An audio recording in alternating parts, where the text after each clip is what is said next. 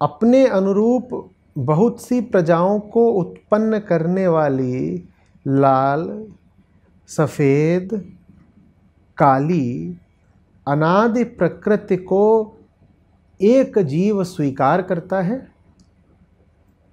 लाल, सफ़ेद, काली बहुत जीवों को उत्पन्न करने वाली अनादि प्रकृति को एक जीव स्वीकार करता है और दूसरा उसका त्याग कर देता है। अभी दो जीवों की बात हो रही है, एक जो प्रकृति को और दूसरा जो प्रकृति का त्याग कर देता है। ये दो जीव कौन से हैं, इस पर स्पष्टता हमें आगे मिलती है। सुनिए,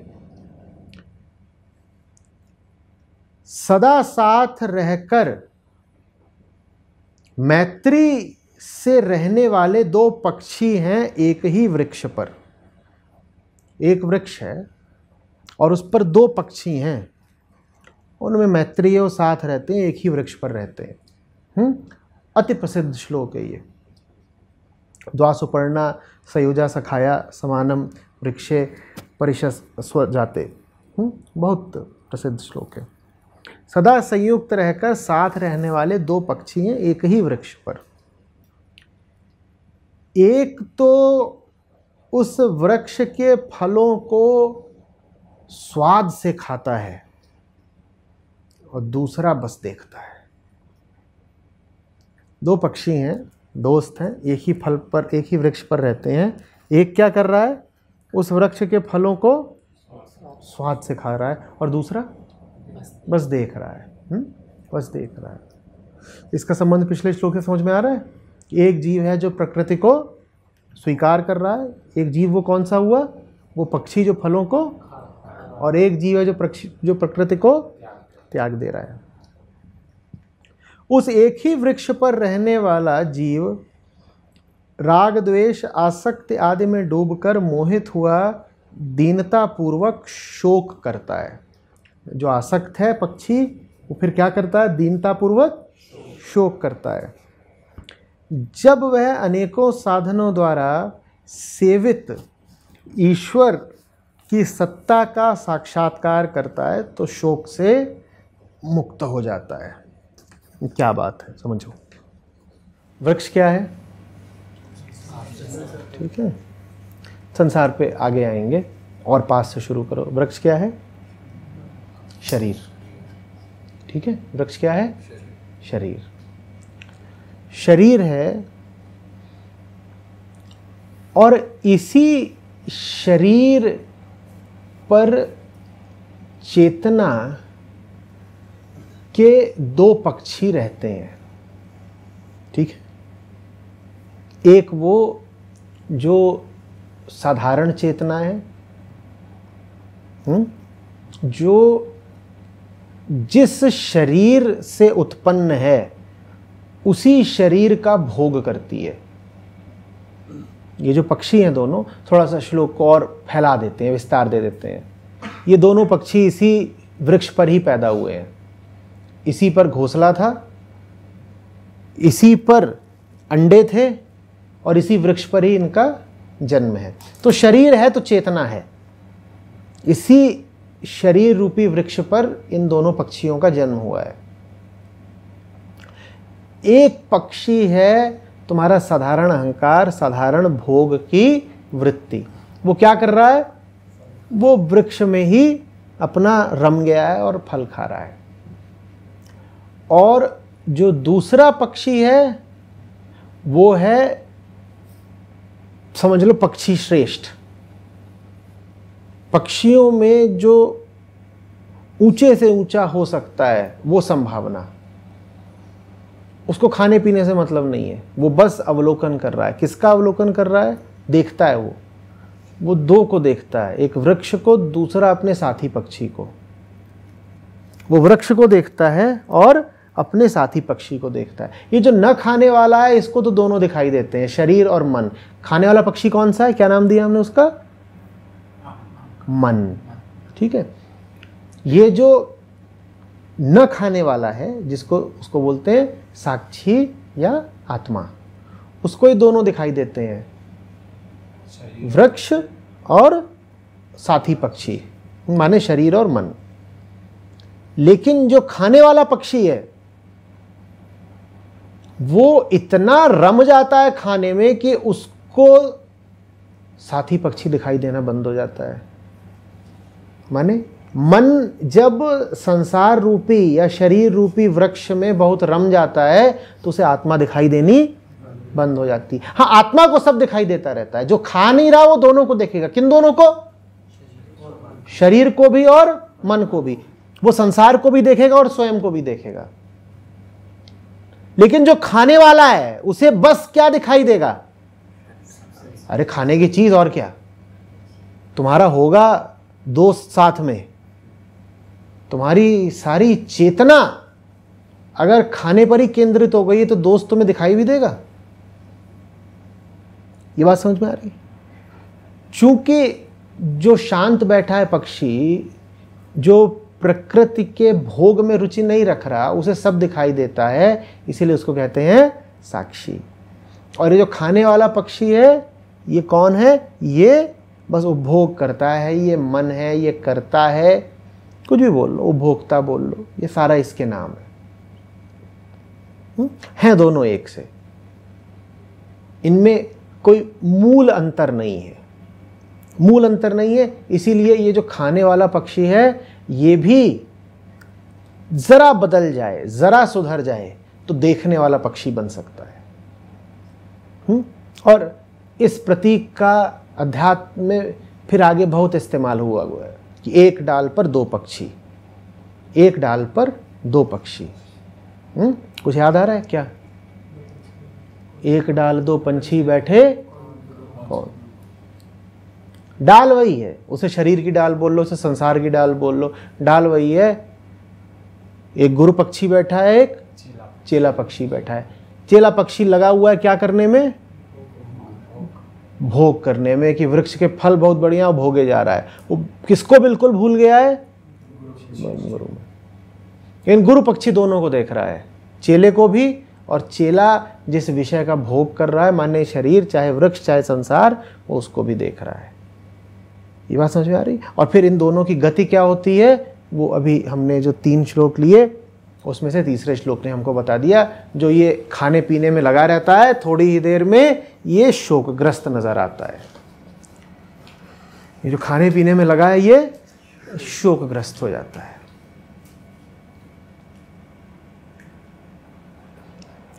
अब ऋषि तुम्हें पक्षियों के बारे में कुछ बताना चाह रहे हैं क्या? ऋषियों की पक्षियों में क्या रुचि होगी?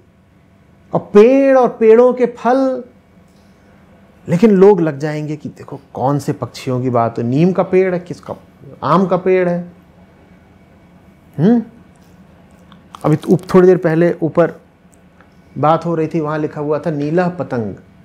अब पतंग माने सूर्य भी होता है, ठीक है, और पतंग एक प्रकार का जीव भी होता है।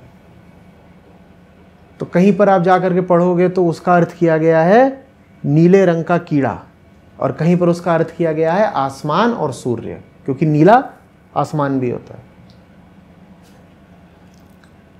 तो जब आप समझोगे ही नहीं कि ये बात बहुत महत्वपूर्ण है ही नहीं कि यहां पर पतंग का अर्थ क्या है, यहां पर आशय कुछ और है, यहां पर आशय भी छोड़ दो, उद्देश्य कुछ और है। यहां पर तुमसे उन शब्दों का अर्थ करने को नहीं कहा जा रहा है, यहां पे तुमसे उन शब्दों का सहारा लेकर के स्वयं को देखने को कहा जा रहा है। तो तुम वो उन शब्दों पर ही फिर शोध करते रह जाओगे कि इन शब्दों का क्या अर्थ है। अब यहां पर उन पक्षियों के लिए एक शब्द प्रयुक्त हुआ है, सुपर्णा। पर्ण माने क्या होता है? सुपर्णा माने जिनके सुंदर पंख हैं। आप अगर जाएंगे और इस श्लोक के बारे में थोड़ी जांच पड़ताल करेंगे, कुछ किताबें पढ़ेंगे, तो वहां इस पर भी चर्चा पाएंगे कि सुंदर पंखों वाला क्यों बोला गया है। सुंदर पंखों वाला क्यों बोला गया है? अरे भाई नहीं, इस बात में कोई विशेष अर्थ है कि सुंदर पंखों वाला क्या बोला गया है।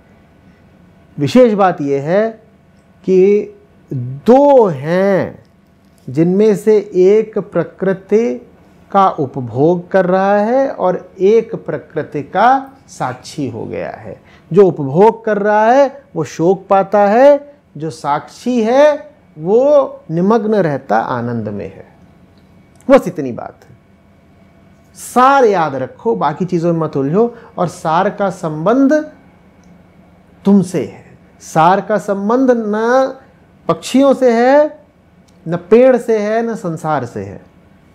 स्पष्ट हो रही है बात? अजय जी, ये श्लोक जिनके लिए लिखा गया है वो पहले तरह के पक्षी है ना, वो अहंकार के लिए लिखा गया है।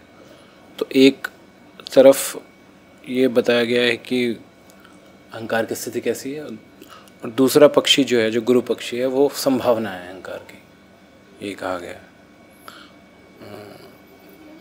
मतलब ये स्पष्ट नहीं गुरु किया। पक्षी बोल सकते हो, या एक मन है, एक आत्मा है, एक भोक्ता है, एक साक्षी है, ऐसे बोल सकते हो। पर ये बताया तो भोक्ता कोई ये भोक्ता को बताया गया, इसीलिए बिल्कुल आखिर में जो तीसरा श्लोक है उसमें कहा गया है कि जब आसक्त जीव आसक्तियों का त्याग कर देता है तो शोक से मुक्त हो जाता है।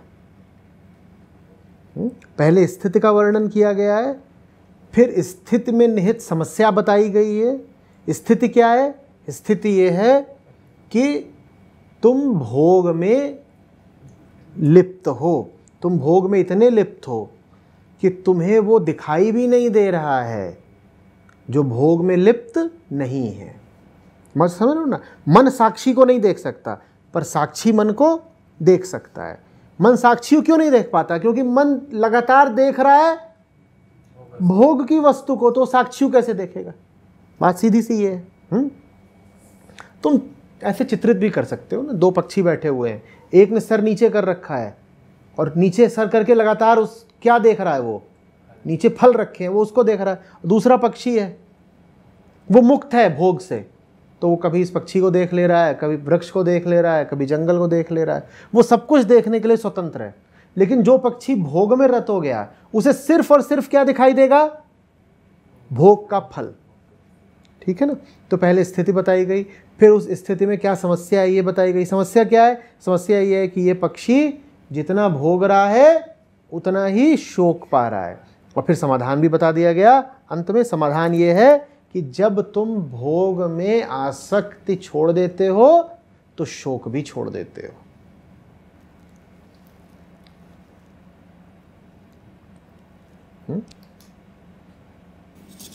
पर ये एक तरह से नकार की भाषा में बताया गया, क्योंकि इसमें छोड़ने की बात तो नहीं की गई। कही तीसरे श्लोक में आखिरी बात देखो क्या है? अनेकों साधकों द्वारा सेवित, हाँ, और अपने से भिन्न ईश्वर और उसकी महामयी सत्ता का साक्षात्कार करता है।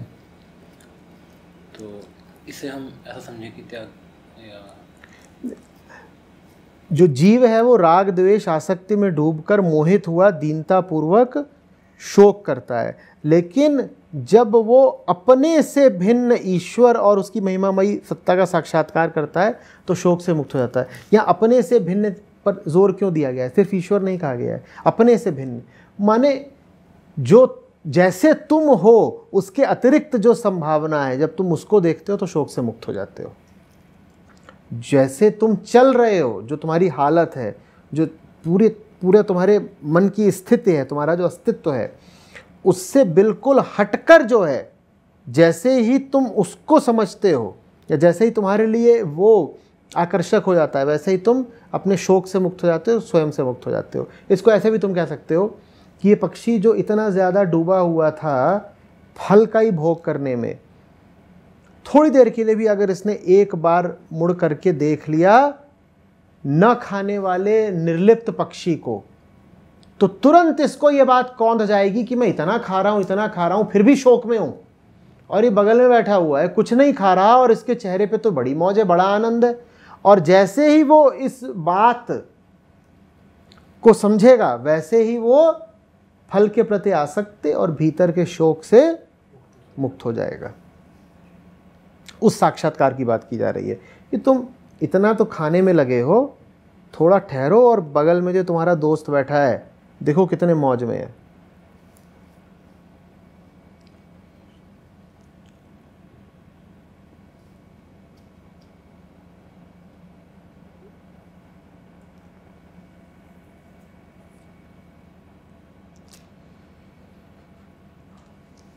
दोनों अवस्थाओं को साथ साथ की बताया गया है, दोनों अवस्थाओं को अगल बगल की बताया गया है। जो एक अवस्था में है उसके लिए दूसरी अवस्था को प्राप्य माने अटेनेबल बताया गया है, लेकिन साथ ही ये भी बताया गया है कि दोनों अवस्थाओं में ज़मीन आसमान का फ़र्क है।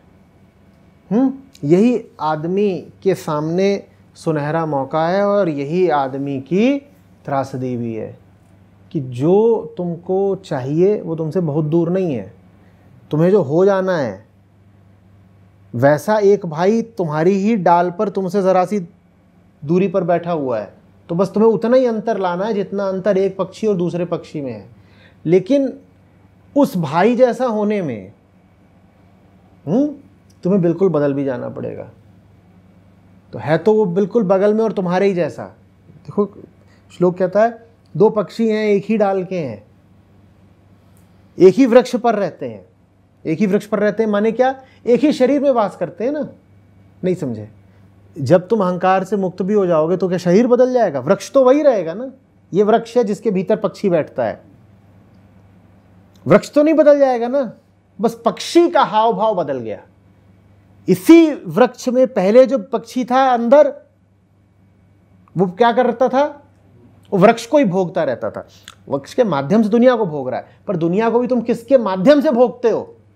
शरीर के माध्यम से ही ना। तो लेते कि तुम शरीर को ही भोगते हो। तो पहले जो भीतर पक्षी बैठा हुआ था वो शरीर का इस्तेमाल करके भोगो भोगो भोगो।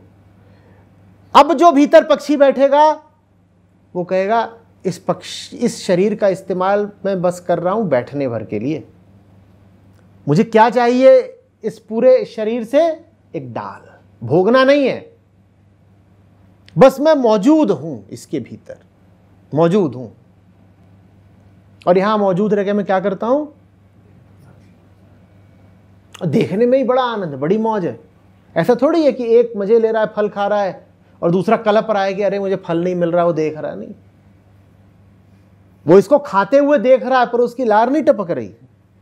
ऐसा नहीं कि एक खा रहा है और दूसरा कलप रहा है। इसको खाने में कोई मौज नहीं मिल रही, उसको देखने में सारी मौज मिली जा रही है। ये बात है। तो अब तुम्हें तय करना है कि भीतर कौन सा पक्षी बोलेगा।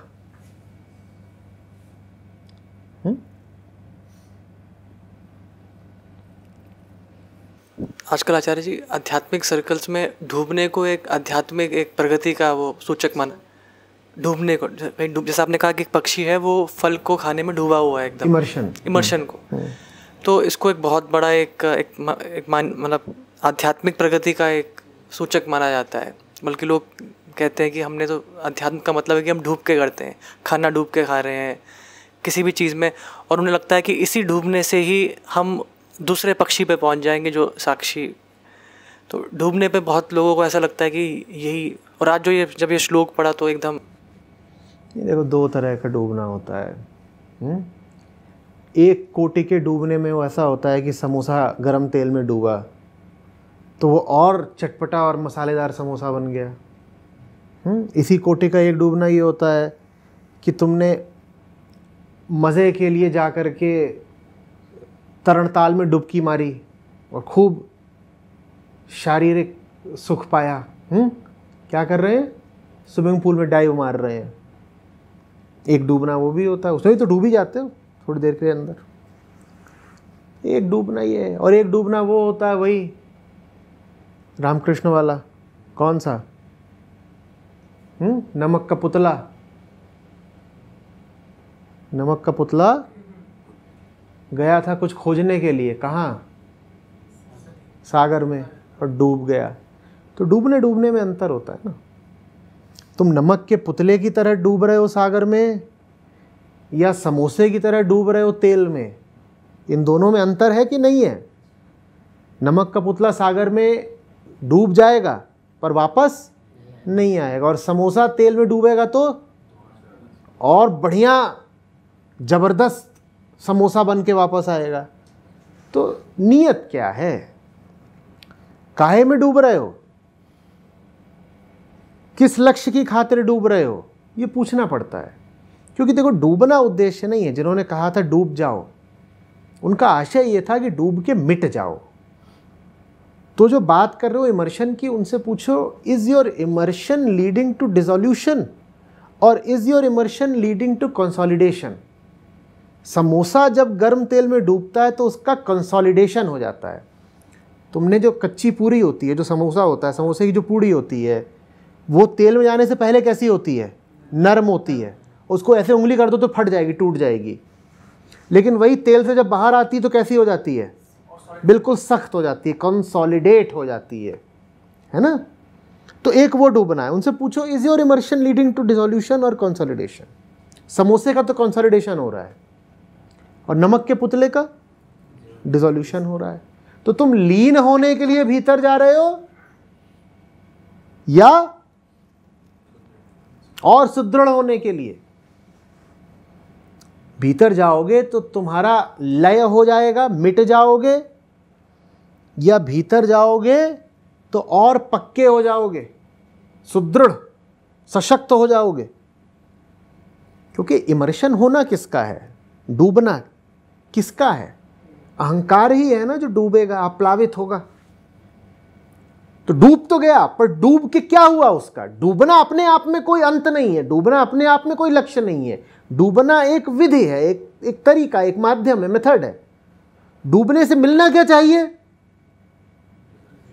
डूबने से मिलना चाहिए डिसोल्यूशन, समाप्ति, अंत, घुल गया।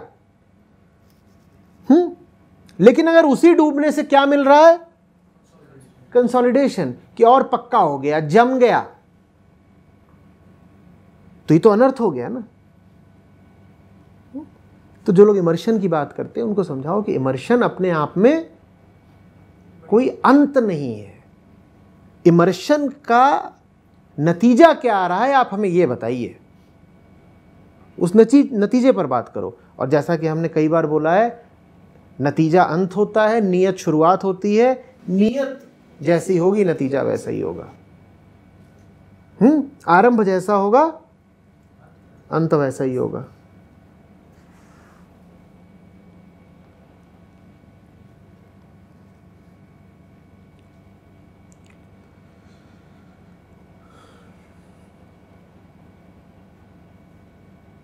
डूबने के लिए वो विषय चुनो जो तुम्हें मिटाए। डूबने के लिए वो विषय मत चुनो जो तुम्हें और कड़ा पक्का कर दे। डूब तुम शराब में भी सकते हो, डूब तुम प्रेमिका की आंखों में भी सकते हो, लेकिन वहां डूब करके मिटोगे नहीं। क्या हो जाओगे? और कड़े हो जाओगे और सघन हो जाओगे। डूब तो जाओगे, लेकिन बाहर जब आओगे तो और जबरदस्त होकर के आओगे। जैसे आटा जाता है गरम तेल में और बाहर और मोटा बन के आता है। क्या बन के? जलेबी बन के आ गया। गया था तो क्या था? सिर्फ घोल, और बाहर आ रहा है तो और वो ताकतवर जलेबी बन के आ गया। ऐसे ही डूबते हो तुम प्रेमिका की आंखों में। और एक होता है डूबना जहां पे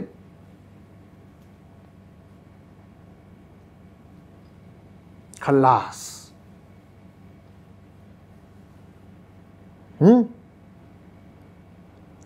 शक्कर शिकंजी बन गई।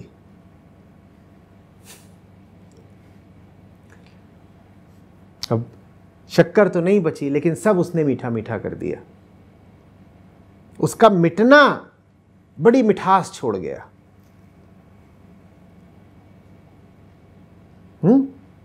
अब जो लोग शक्कर को खोजने जाते हैं, शक्कर तो नहीं पाते, लेकिन कुछ मिठास पा जाते हैं।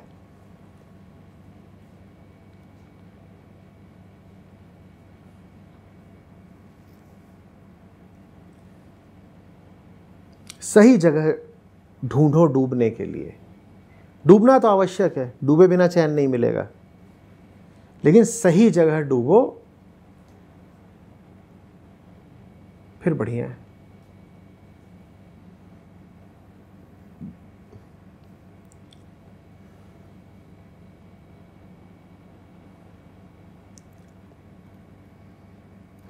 बहुत लोग कहते हैं ना कि मुझे मेरा मोजो मिल गया है। क्योंकि अब मैं जो कर रहा हूं मैं उसको बिल्कुल डूब के कर पाता हूं, मेरा बिल्कुल मन लग जाता है। तुम्हारा कहीं पर खूब मन लग जाता है, ये बहुत अच्छी बात भी हो सकती है और बहुत बहुत बुरी बात भी हो सकती है। वही डूबने वाली बात, मन लग तो रहा है पर उस लगने का मन पर असर क्या पड़ रहा है।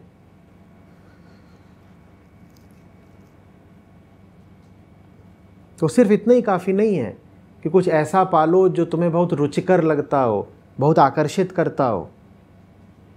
ये भी देखो कि जिधर को आकर्षित हो रहे हो उसका तुम पर असर क्या पड़ रहा है।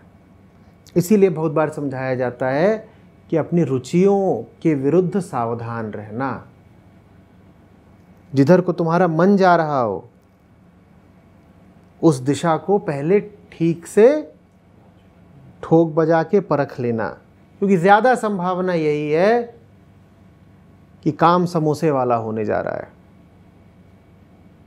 कि पहले तो तुम में फिर भी थोड़ा लचीलापन था,